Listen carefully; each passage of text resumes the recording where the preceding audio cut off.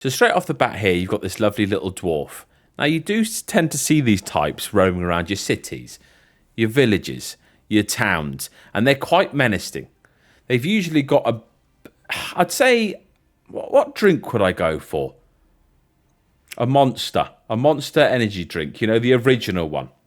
It's very, very clear that it's got to be the original one that they're carrying around with them. No other one, just that they're die-hard fans of the original monster. Don't piss about with any other drink. It's pointless. Waste of time and a waste of money. They walk around like they own the place, you know? You know, just looking at older women like they want to attack them. They've got the same stature as Eddie Hall. Small but mighty. Extremely, extremely stocky, and you just won't want to fuck with them, you know? Makeup's usually all over the place. It's like they've woken up and let, I don't know, the Joker have a go at doing it. You know what I mean? Just slapped on. They don't care. Usually they've got their hair's all greasy, all pushed back like that, right? Slimed back. They've got to fling the excess grease off the ends of their fingers, and they're just... They're also really good at holding eye contact. You know, they'll stare at everyone as they're walking past, just to catch you looking, you know? And as soon as you do catch eye contact with them, you got to do that awkward, you know, the white man smile, as I call it. One of them. Because you feel your body being taken over by awkwardness and anxiety, because you don't know what her next move's going to be. She's rather going to scream at you or possibly stab you. And I can't be dealing with any of them in my ripe age of 32 years old. And if you are unlucky enough to catch eye contact with one of these beasts, then the response you're probably going to get is, "What are you looking at?" Turns out this one's not actually Indian. That was supposed to be a Scottish accent. But, you know, we'll work on that. I'd say she's probably got an L-shaped sofa flung outside in her front garden next to I don't know, wouldn't be a Sainsbury's trolley. I'm going to go with a Lidl's trolley. Yeah, just on its side, pushed up next to it. Place is an absolute shithole. Her front door's slightly smashed in where she's kicked her boyfriend Darren out for having a go on, we'll call her Sheila, 3 doors down, which she found out over Snapchat. She's also got 5 kids with 5 different dads and also 5 different accents. Every single thing she cooks is from Iceland and just gets lobbed in a deep fat fryer. And she's probably also got her partner Darren's name tattooed on her somewhere. I'm going to say with this sort, most likely on her chest, lower back, or her chin. I just feel like I really dislike her, actually.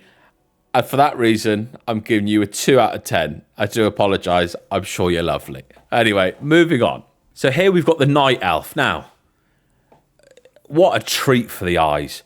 Gorgeous. But she's giving me hippie vibes. You know? She probably lives in a converted horse trailer or something like that, you know? She invites you around for a cup of tea. It's not going to be tea because she doesn't believe in milk because that's an animal product. She's a far left vegan. So it's probably just a tea bag that she's reused 6 or 7 times that sat in a spare mug, which stinks, by the way. Yeah, definitely hippie vibes. She's invited you around to her horse box. On entrance, you step up into it, you know, you've got a little, not a massive ladder, it's like a little step ladder, a 2-footer, I'd say. So you've stepped into it, and you've got to kind of pull the beads away that she's got hung from the door frame. And as you do part ways with the beads, and you allow yourself into said horse box, but yeah, she's just sat in the distance, and all you got is bellowing smoke coming straight out of the door because she's continuously lighting them bloody incense sticks.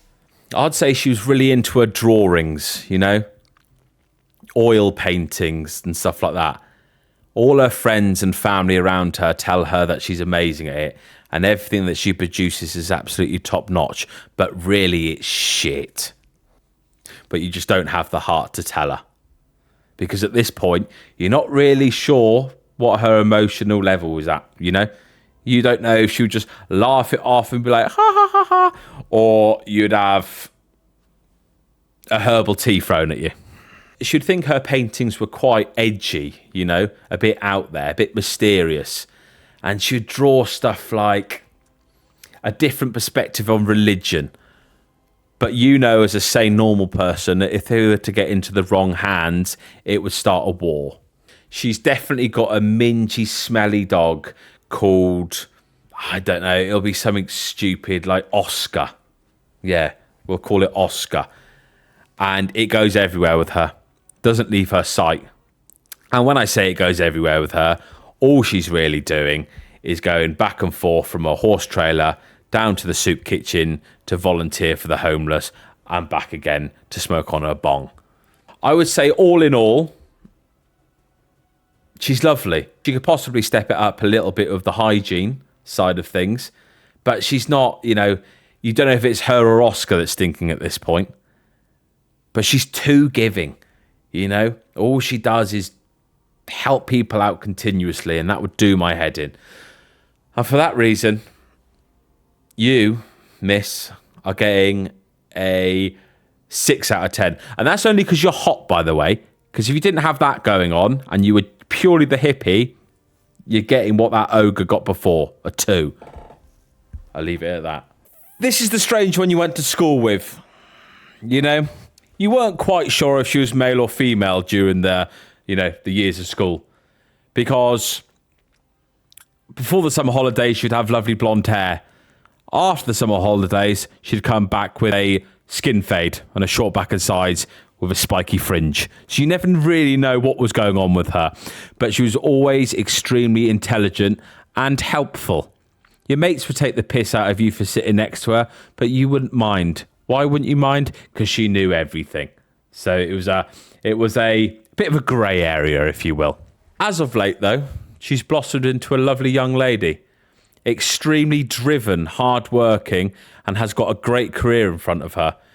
I'd say she lives in a 3-bed detached house with a bit of land, no kids or husband involved, because she doesn't want anyone getting in the way of her dreams, and she will achieve what she wants. And now it's been very much established that she doesn't have a penis. Everyone fancies her, and she's just got rolls and rolls and rolls of DMs from everyone that used to take the piss out of her in school. And you know that's liberating for her. She loves that. Look at her showing off. She stands there with stature. She's confident. She has everything a woman needs. Yeah, she knows where she's going with her life, this one. But before we rate her, let's just give her a bit of a spin around. Oh, that is a shame. It seems she does still have her penis. She's just decided to remove it and stick it on her ass instead. But that's fine, you know. You get past little things like that in life, don't you? Can't always be perfect. So for that, you miss, you are getting a solid 7 out of 10. Yeah, definitely. So we've got the gnome. And straight away, you just know her breath smells, don't you? She's an extreme heavy breather, even though she's never touched a cigarette in her life. And she's relatively healthy, I'd say. I mean, she pops up on your Facebook. You've not spoken to her for 10, 15 years, but she pops up on your Facebook because she's done a new PB in the Saturday morning run. She's that type of woman. Still got a strange streak about her, though. She still walks around with heavy black makeup and a bit of an emo style going on that she's never quite got over. She never grew out of it, which you do seem to get quite a lot of these days, actually. And you just think to yourself, wise up, mate. But she never wanted to wise up, did she? No. She was true to herself. But with all that being said, I'm sure she's lovely. She's not the kind of person you'd want to get too attached to, though, you know? Because before you know it, she's moved in, she can't reach anything, she's using the toilet as a bath, she's having all the worktops dropped in the kitchen to about 2 foot high because she's moaning that she can't knock you up a nice dinner on your return home from work, and everything's just miniature around you. Swings and roundabouts with that, though, isn't there? Because it's lovely that she does want to provide this care and affection for you. But at the same time, the thought of living in a little hobbit house as a tall man is not ideal. I bet she's really good at Scrabble as well. She comes out with the most absurd words, and you're always checking to see if they're right, aren't you? If you were to beat this one at a game of Monopoly, just before you won, she'd swipe the whole game off the table, wouldn't she? And be done with it. And then she'd put it down as a draw. I'm still going to give her a cheeky 6 out of 10, though. And why? Because I bet she's a feisty little thing. And do you know what? I like that. All right? Leave me alone.